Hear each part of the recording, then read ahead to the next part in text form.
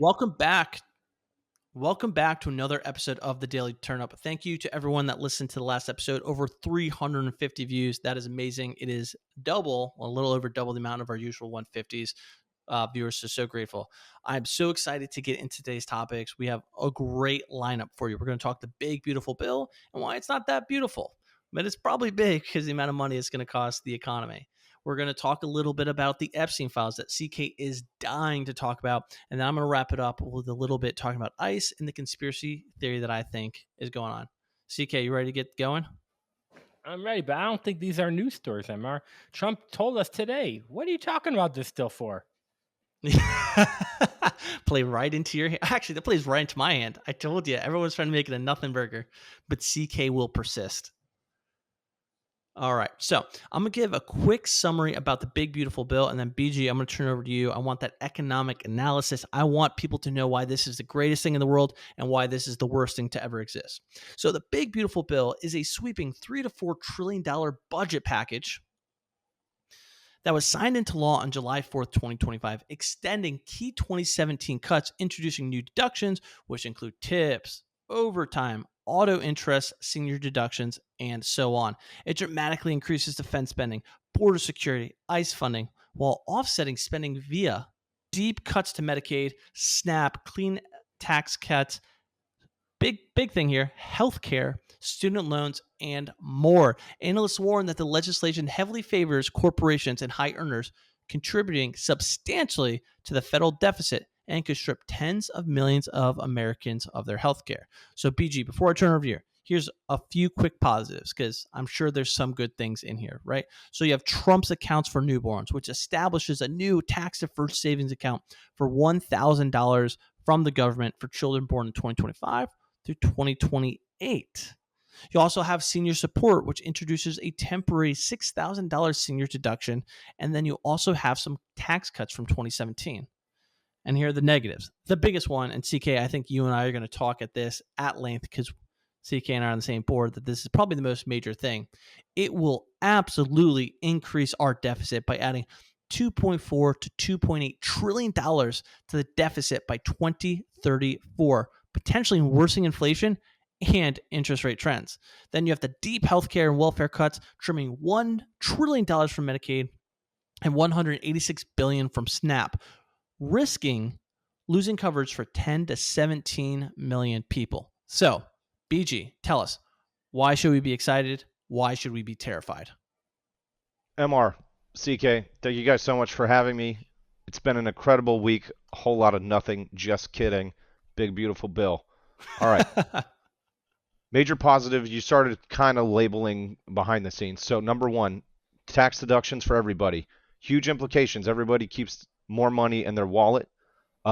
Big piece that people aren't looking at in terms of poverty is the last time that the expanded child tax credit was implemented, it actually cut child poverty in half across the United States. So I think that's a huge win. I think other major positives are the fact that other government institutions are now going to be funded properly. In my personal opinion, I think defense is kind of overfunded at this point, but we will take the Border Patrol being funded correctly, we will take NASA being funded correctly, and we will take some government research institutions being funded correctly. Those are big wins. Normally, when you look at what the GOP is trying to cover. In terms of progressive tax rates and things like we talked about, right, it's going to be massive for us keeping our money. On the flip side of the coin, negative means that it's regressive in nature, so that people that are more impoverished won't actually keep more money unless they meet specific eligibility requirements, whether that's SNAP now requiring 20 hours of work in certain conditions, or I think 30 now. It was Clinton that had 20, and now it's up to 30.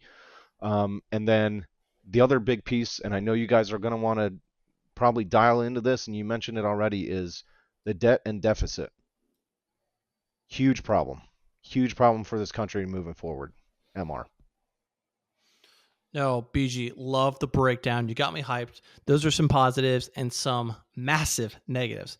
So, CK, when you look at this bill, because we were talking a little bit of it as well, your and I's big thing since you joined the podcast back in January Our biggest thing is, hey, as a nation, the greatest risk to America's long-term survival, the health of this nation overall, is our deficit. That's what bankrupted the Roman Empire. That's what took down the British Empire, the debt, and the inability to pay it back. So, CK, regardless of CK, let me ask this. Do you think the positives outweigh the negatives? I don't know about that, MR. 2.4 trillion, and you said 2.4 trillion by 2034. That's the Republican talking point, that it's 2.4 trillion in 10 years. The debt ceiling needs to be raised again in 2 years. So it's actually 2 point, and because they're using this talk point, they're playing with the numbers to say 10 years. It's 2 years. They're adding 2.4 trillion to the debt in 2 years. That is insane. It can't happen. Here's what I'll say though, and I'm probably going to shock everyone because I've been harping against spending too much since I've been on this podcast. I don't hate it as much as you think I would. Why don't I hate it? Really? Okay, let's hear that. Taxation is theft. That's the so like what in terms of spending, right? Because the bill is it's pluses and minuses. Sure. And in terms of spending, it's 1.1 trillion in reduction. They're spending 1.1 trillion less than they were. That's great. But what's offset by that is 2.4 trillion in tax cuts. So that's, the delta over a couple years. That's where you get that added. Now, in order to balance the budget, right? And this is where your point you're making is like, hey, taxation is all taxation. Taxation is theft. Say that 10 times fast. But if you want to balance the budget and start paying off your debt, do you have any choice but to tax? Now, you can figure out whether you want it to be income tax, property tax, corporate tax, whatever. But at some level, you have to tax people. The budget absolutely needs to be balanced. So, I mean, yes. And BG said, yeah, I think we're spending a little too much on defense, but we're finally spending on, the border and homeland security. You don't think we're spending a little too much on homeland? We're spending 150 billion on ICE. That would be the fourth biggest military in the world. Dude, I got some conspiracy theories on ICE that I want to share at the end. So if you want to know about it, listen to this whole podcast, or at least, skim to the last 5-10 minutes. But yes, spending too much on defense, and yes, spending too much on that. So while I applaud them for, reducing spending by 1.1 trillion, we could have probably found more reductions. And then to BG's point that it's a regressive tax, I don't really buy all that. I think that's more, propaganda wordsmithing. Every tax pretty much is a regressive tax because who pays taxes? The top 10% of incomes pay 70% of the taxes. So almost every blanket tax, unless you just said I'm cutting, even if you said I'm cutting the bottom 15%, the top 10% still pay that. So it's like every tax cut, if it's blanket or if it's fair, ends up being a regressive tax because only the top income earners are the ones paying taxes. Make sense? Right. No, it does. You want to go for it, BG? Go for it. Yeah, no, I partially agree with that. The reason why I brought up the regressive tax burden, I do believe in a progressive tax system, and I think that's why the taxes in the United States work. Look, the top earners in the United States, as it stands right now for federal income tax, make up over half, right? They're closer to the 60%, and I completely agree with that respect. The only reason I brought up the regressive tax burden was to substantiate the fact that the lowest tax bracket, people that don't actually push into that second tax bracket level, they're actually going to lose about $1,600 if they don't fall under one of these other deduction categories, which they likely will. To your point, yeah, the CBO actually predicted that the debt increase over time, or the deficit, is going to be between 3 and 4.5 trillion, so even higher than what you had been quoted earlier. So that's all I have to say to respond to that. No, appreciate that. And here's my big talking points, right? I think any debt increase is the wrong answer, and you have to make cuts elsewhere or not give the tax reliefs that you want. To my core, I believe that is the biggest issue, and that is a non-negotiable when budgeting, when making the budget. When I look at Medicaid and I look at our healthcare, America notoriously is made fun of by the world for our healthcare and how unaffordable it is and how we do it. Now, I can't really point to a great system. You know, a lot of people point to Europe, but it's either incredibly heavily funded by taxes where you're taxing your people 40, 50% of their income, or it's like it is in Britain right now and it's failing and it's being overwhelmed, or people just can't get in line to actually go to the doctor because it's so accessible. So I don't want to say that there's a perfect answer to that, but it is tough, right? The bleeding heart and everybody's like, oh, 10 to 17 million people losing coverage. That sucks. That's not a win for those people, and that does suck. And then the other thing I want to end up too, and CK, we talk a lot about it, or we're very passionate about it, is you and I, and BJ, I don't want to speak for you, but you can hop in, is that I don't think student loans are a good idea. Now, when they implemented student loans, I'm blanking on the year, so God, someone please fact check me, but I think it was in the 70s or 80s. 79. Okay, cool. Wow, spot on. Let's go. As soon as that happened, as soon Could be as the wrong. government basically guaranteed to pay for schooling, universities across the board increased prices. And they have dramatically gone up today. Like if you're even compared 10 years ago, it's gone up, tuition's gone up 10, 20, 30,000 from just 10, 15, 20 years ago. So there is a direct correlation to the government backing funding for school and school prices going up, you know, to the point saying like, hey, if the government didn't do that, maybe prices wouldn't have gone up. You know, they're just kind of feeding off the MR, government. this happens in every single industry that the government subsidizes. Look at the pharmaceuticals. I mean, we Yeah. talk about Medicaid cuts. Why is anything out of pocket so expensive? Why does it cost $600 for a Band-Aid in a hospital?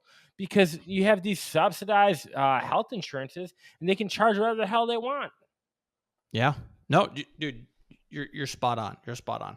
So again, I think there's some good things. I think there's some bad things. So BG, before we move on, grade this bill. A, B, C, D, or F. I was about to say E, and that would have just been silly. In comparison to what are we starting? Like the Affordable Care Act is like the baseline, or what's the No, baseline? just like your happiness with the bill and how you think it'll positively or negatively impact the country. It's like I was saying. I mean, it's tough, right? Because I'm obviously not for cuts to Medicaid, because the other thing that people don't realize when you cut Medicare and Medicaid is the fact that while most of that money goes to the insurance companies, a large portion of it is actually going to these institutions, hospitals, and clinics and things for them to maintain the specific levels of quality of care that are required by law. Yep. And as soon as they lose that funding, they can start effectively not meeting those requirements. So $50 billion went to rural hospital stabilization to offset Medicaid cuts for that exact reason. and they they still don't pass inspections in terms of life fire protection day in and day out. So, points still remain. Yeah, but true, that's fair. I mean, I can But in terms of care, I hospitals. understand. I'll take CK's point with respect to that. I would give this bill, in my mind, I give it, I don't know. I hate debt, so I'm leaning towards CD. High D, low C, maybe C in the middle. Shoot, dude, I was gonna give it a C minus. Dang. All Yeah. right, we're thinking Wow. like, and that's All right. for that same reason, because I do think there are some good things in there, like we discussed, but that deficit for me is the biggest kicker. Siki, where do you land? You weren't as aggressive as I thought you were going to be on this. I know. I was playing a little devil's advocate. I do like tax cuts. I do like reduction in spending. It's still a C minus. The debt is still the biggest problem. You can tell me whatever you want, and I cut this much. But if we're spending more than we're earning, and then we're paying, inflation is a tax on everybody, and it's mostly a tax on the poor because they don't have assets that increase with inflation. They just have less and less money. I think that is the existential crisis in this country. I agree with you. So I'm going to give it a D, and it would be an F without the tax cuts and all of the other things. All right, fair enough. All right, let's jump to our second topic. And I'm not going to do a lengthy intro because I think CK is the resident expert on everything about the Epstein files. So over the weekend, no more than you want to know. Yeah, probably, which is definitely not a good thing. But over the weekend, early in the week, Trump basically came out and said, hey, nothing to see here. There's nothing in these files. There's nothing. And the internet went crazy, and rightfully so. So, CK, what happened? Why is this a big deal? And what's going to happen next?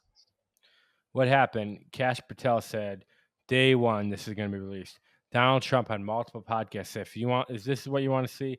This is what you'll see. Day one, too easy. Everyone ran on this. Everyone in his cabinet who had the power said this is important to us. Tulsi Gabbard, all of these people who people were like, they first time voters. Everyone who voted for Trump, that coalition, this was one of the main things. And some people are telling me, how is this as important as the debt? And no, this is it. This is trust in. I said this last week, right? We went to a revolution over a tea tax. Now, like the majority of Americans, Republican and Democrat, believe that there is a corroboration of the wealthy and powerful and elite, especially the politicians of this country and other countries, to have a child sex trafficking ring by this guy named Jeffrey Epstein. I would say the evidence leans it's more likely than not that that was happening. This institution, the Trump administration ran on transparency, especially specifically to this. And now, out of nowhere, in the middle of the night on 4th of July, said, case closed, nothing to see here. That's bullshit. So I've said this before too. What else?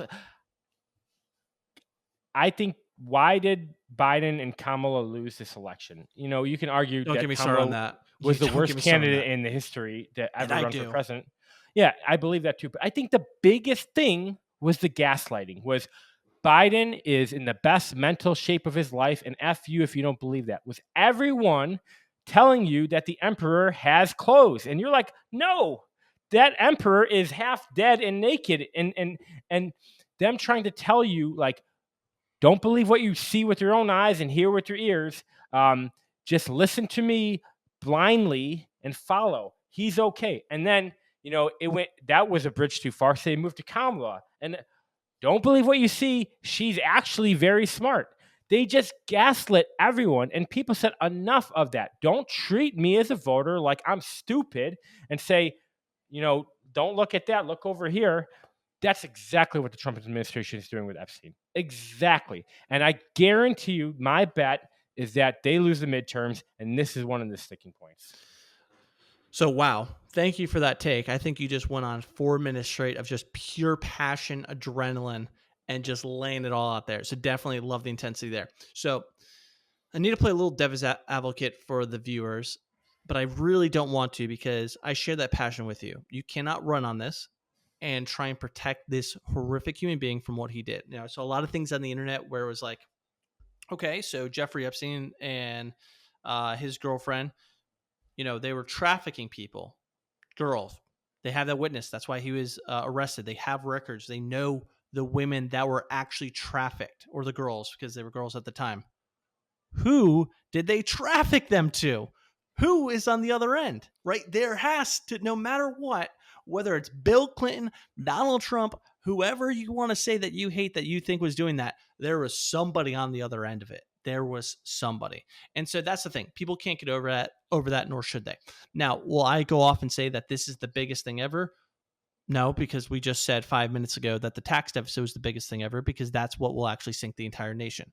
Now, do I think full-heartedly what happened to these women is absolutely horrific, and Jeffrey Epstein's probably burning in hell right now? Yeah, I think I can say that with a high level of confidence. But I think this will turn into a nothing burger, CK, and here's the reason why. Stories come and go. Signalgate with Pete Hegseth, he survived that. He spilled top secret information on a group chat with an Atlantic reporter in there. Like, how can you be that bad? Politicians, the fourth branch of the government being the media, always finds a way to cover things up. And I don't give a crap which Democrat, which Republican speaking loudest on the hilltop right now of saying we need to release those files. They're all lying. They're not trying to do it because they know the entire political party would just collapse because too many of the higher-ups were a part of this. Disagree on several points. This is bigger than the big, beautiful bill, I would say. You know why I would say that? Because one is a cause and one is a symptom. And I would say that the symptom of our politicians and wealthy and powerful people having a secret sex, trade on an island with billionaires and molesting children, is that they actually are evil and don't care about anyone or anything but power, and will do whatever to anyone for the sake of that power, including spending this country into oblivion. That is the symptom, right? Why has no one cared about the debt? Because they don't care about the people. Why don't they care about the people? Because they sold their soul, And how do I know they sold their soul? Because they're raping children. Like, that's the line that I draw as a voter. And so, are you just never going to vote again? I mean, it's the same thing we talked about in previous episodes. Is that if you get into politics and you get elected, you're automatically corrupt because someone financed your campaign. Therefore, you're indebted to someone because of that. Now, to the extent of how indebted you everyone believed that politicians were corrupt. Not everyone believed that they sold their soul, because that is, I think, one of the biggest conspiracy theories behind this. What does selling your soul actually look like? Is it, I can play the fiddle better than everyone else, and he gets my soul or whatever? No, it's, here's the contract. The contract is, you rape this child so that I own you, and now you do whatever I say. That is, I think that is what people believe selling your soul is. You do the most evil, horrific thing to the most innocent thing, and now I own you because you did that. Now, do you believe that was every politician or just the ones that reached a certain level of power? I believe that some did it, and many, many more are complicit in allowing it to happen and know about it. And so here's the thing, then. Are just as guilty. Why didn't they protect him then? I think we talked about it a little last episode. Protect who? Epstein.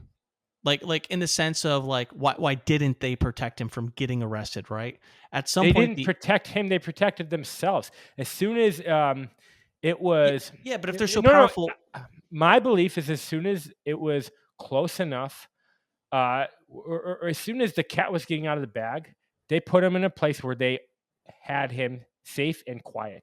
That's the jail cell until they could kill him. But what I'm saying is, why did they even allow the FBI to get as far as they did? If they're in control of everything and they control the FBI director, whatever, why? How did they even allow it to get that far? Right? That's because if BG, jump in if you want to respond, but I think the people were knowing, victims had escaped, reporters were reporting on this. So this was coming to a head one way or another. So instead of letting it come to a head naturally, they put him in a jail cell where he can't talk to reporters and he can't. And why didn't they just kill him off beforehand? Even got arrested. If all these things are coming to a headway, killed him pretty quick. No, he didn't last. No, he lasted long enough. He was on trial for a minute, wasn't he? I'm pretty sure he was on trial. And everything in that trial was redacted. Things were done procedurally. I agree. They weren't done spur of the moment, but everything from the arrest to the death was controlled. I'm just saying they could have just killed him off in a million different ways without raising too many red flags, or raising a bunch of red flags and just becoming a conspiracy theory. Go for it, BG. But MR, I think to CK's point, and I agree. I think that there was so much interest across industries and parties, regardless of who's involved, that they want to shield the entrenched institutions. And so if they had taken him out prior to some sort of justice being enacted, given that he'd been charged with specifically the child prostitution charges, right? I think there would have been uproar all over the United States, regardless of more uproar than now. Yes, I think so. I think now they're betting on now. Exactly what you said. In 3 weeks, it's a nothing. Everyone forgets and lives on look. My whole thing is, I think this is a horrific human being. What he did is horrible. It's more likely than not that a bunch of incredibly powerful people in the United States are a part of this, and they're going to hide it. And because we're not in a position of power, not just the three of us, but just the voters in general that care to want to hold people accountable, that this will slip through the ethers. It'll become a conspiracy theory, and those people will not be held accountable.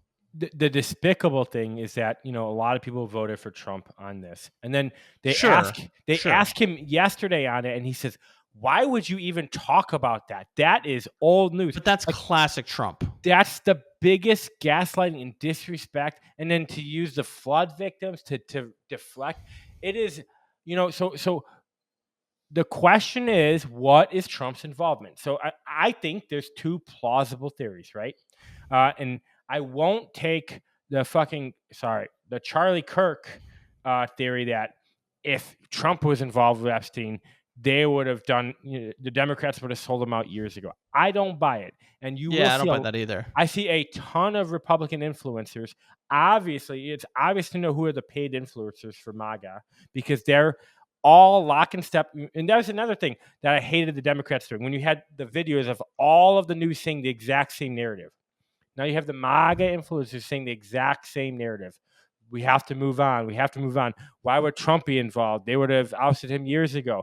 They're all spewing like almost word for word the same lines. So Trump is becoming the same thing Biden was. And that's the problem.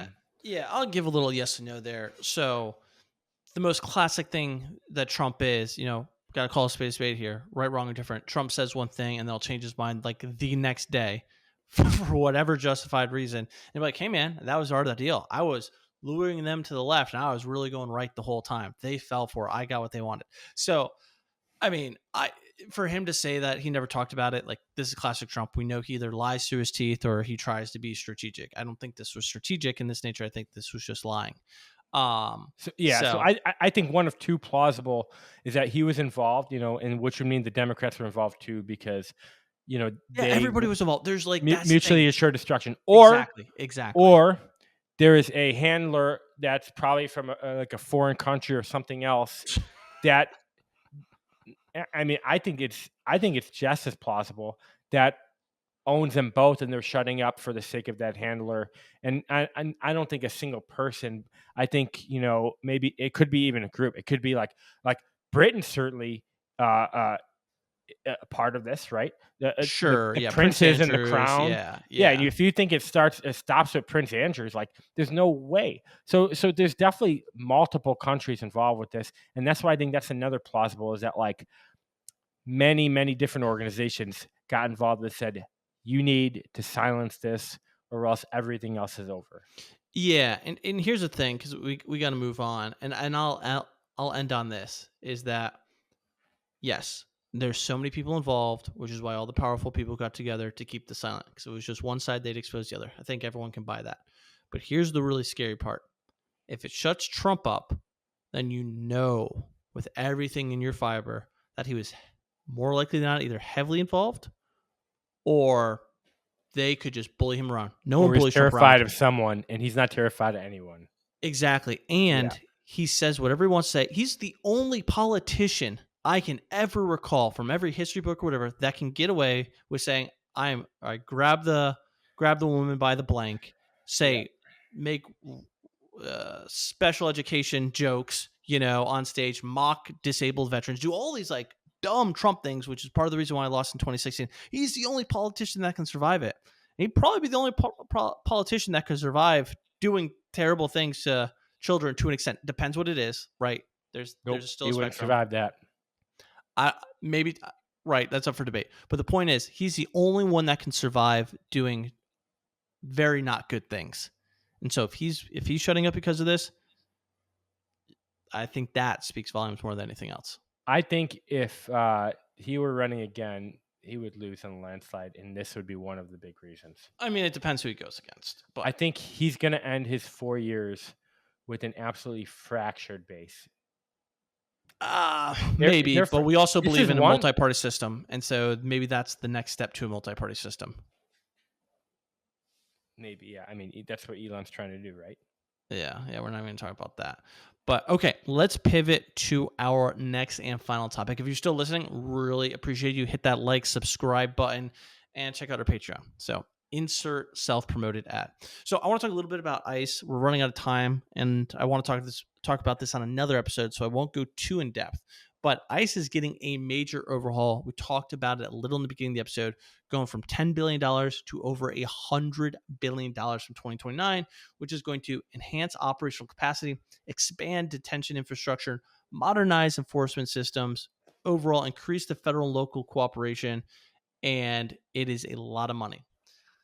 Here's my conspiracy theory. CK, BG, how far fetched is it to say that they are propping ICE up and they'll write different laws, they'll write different rules, and give them a new scope of power so they can act as, again, this is very aggressive language here, as a secret police for the United States that doesn't have to abide by the laws that the CIA, the FBI, the military do. And I say that because we're already seeing ICE detain American citizens that haven't done anything wrong. We're seeing Americans get deported or trying to get deported and go through it. And they're obviously, deporting illegal immigrants, regardless of how bad the secondary crime in the United States that they committed. Secondary being the first one, obviously, they're illegal.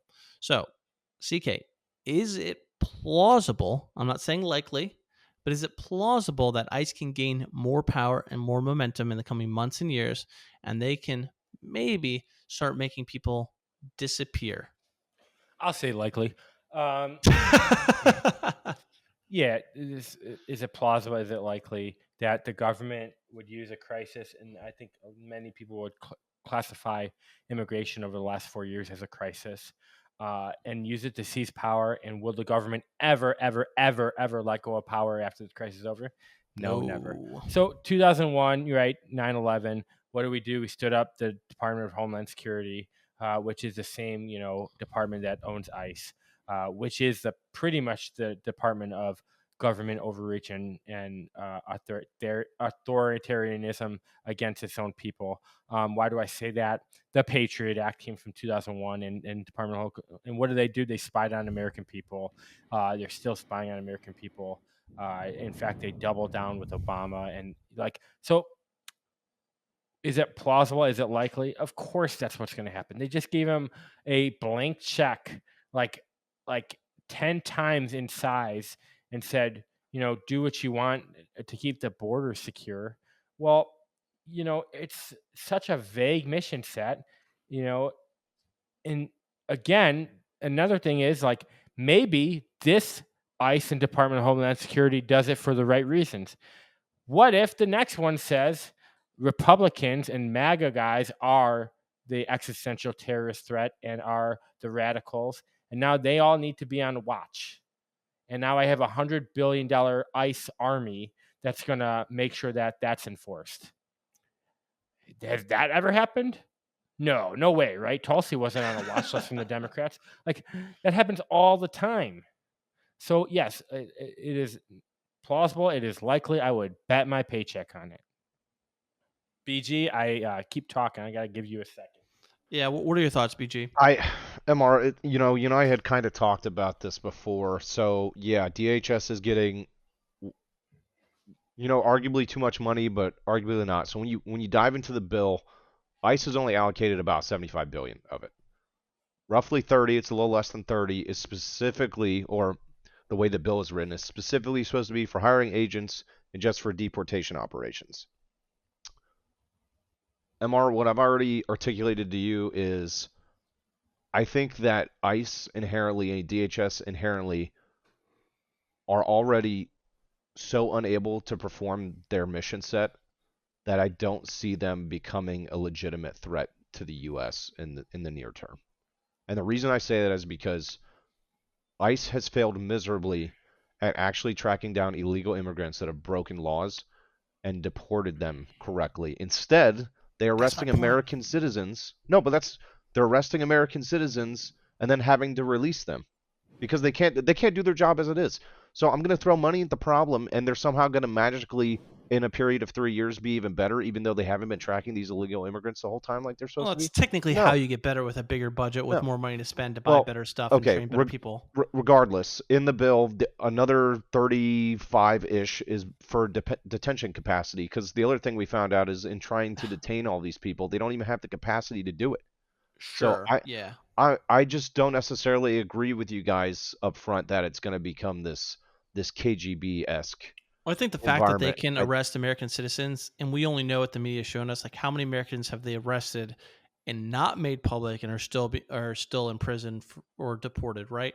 So the fact that they're doing it without certainty, I don't know. I kind of think maybe they knew what they were doing and they arrested people that they knew. I mean, if a police officer can pull someone over and identify the person within 30 seconds, whether it's through the license plate, a license, or running just like fingerprints, you run fingerprints. Your fingerprints, if you're an American citizen, are in the database. They're going to know who you are. It's only if you weren't, in the American system that they wouldn't have you on record. So I don't know if I buy that. I'm just saying, throwing the conspiracy out there, and in due time, we'll know just how powerful ICE becomes and what their motives really are.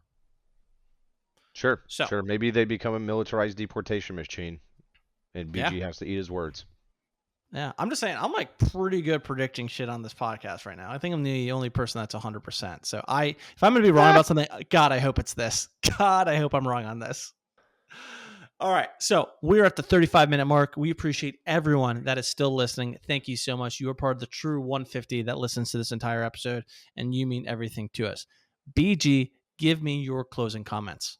All right, closing comments. So when we last spoke, the Fed was looking at interest rates. There's effectively a divided house, if you will, for the Federal Open Market Committee. We'll find out this month whether or not they're going to decrease rates or not, but it's not looking like that's going to happen. So keep holding on to your wallets and not taking out loans if you can. If you can wait till September, do it. Dude, solid. Great advice. CK, what do you got for us? In the last 30 days, Trump lost the midterms for the Republicans, which effectively ends his term as president. He promised no new wars to many of his candidates. He got into this conflict with Iran on behalf of Israel. Also endorsed, I don't know if it's happening, it's probably not happening now, but said we need to send more stuff to Ukraine. You guys may have differing opinions on that, but plenty of the MAGA base, that's what they voted for him on. This Epstein thing, obviously, I think will go down as the biggest stain on his presidency.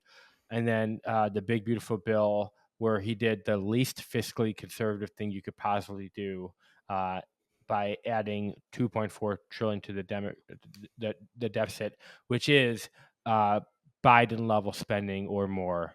So spot the difference. You got that Pam meme from The Office. They're the same. It's the same picture. Trump, Biden. They're the same people. What do they do with Epstein? The same thing. What do they do with wars? Same thing. What do they do with deficit spending? Same thing. I guess the one thing you can tout is immigration. Trump solved that problem, but he bragged about solving that problem without spending a dime. He said, I didn't have to do anything. I just had to enforce the law that was hidden. Now he just spent more than a dime. He spent way too much, and that is going to hurt us. Maybe not next year, but 10 years from now, for sure. Mic dropped. I don't want to get into another debate, but I completely disagree about the new war thing. Now, a lot of things what you said, I'm with you, but we didn't start a new war. We're not in war with anyone. We did one mission, was pretty damn successful. And he also talking very openly about bombing Iran, like as he was running for president too. There's a lot of popular clips out there. And Biden's handling of the military and the pullout of Afghanistan is right there with 9/11. Well, probably right after 9/11 because more people died in 9/11. The worst strategic political mistake. It was absolute embarrassment for our country. So I'm not fighting back everything else, but that I will push back on. I said what I said, MR. Yeah. You sure did. Well, everyone, thank you so much for listening. We really, really appreciate it. I think if our numbers go down, it's because CK was so harsh on Trump, and I feel like over half our listeners do support Trump to some extent, right? If we're kind of non-biased, we have 50-50. So if our numbers aren't half, we at least know the reason why. And I guess that means we're doing a good job of staying independent, not selling out for one party or another. But as always, thank you so much for listening. Please subscribe. Please like. Please leave a comment. We love them. We respond to them. It's a really good time. Love knowing your thoughts. Whether we agree, disagree, or agree to disagree, we appreciate it nonetheless. Have a fantastic day. And we'll talk to you next time.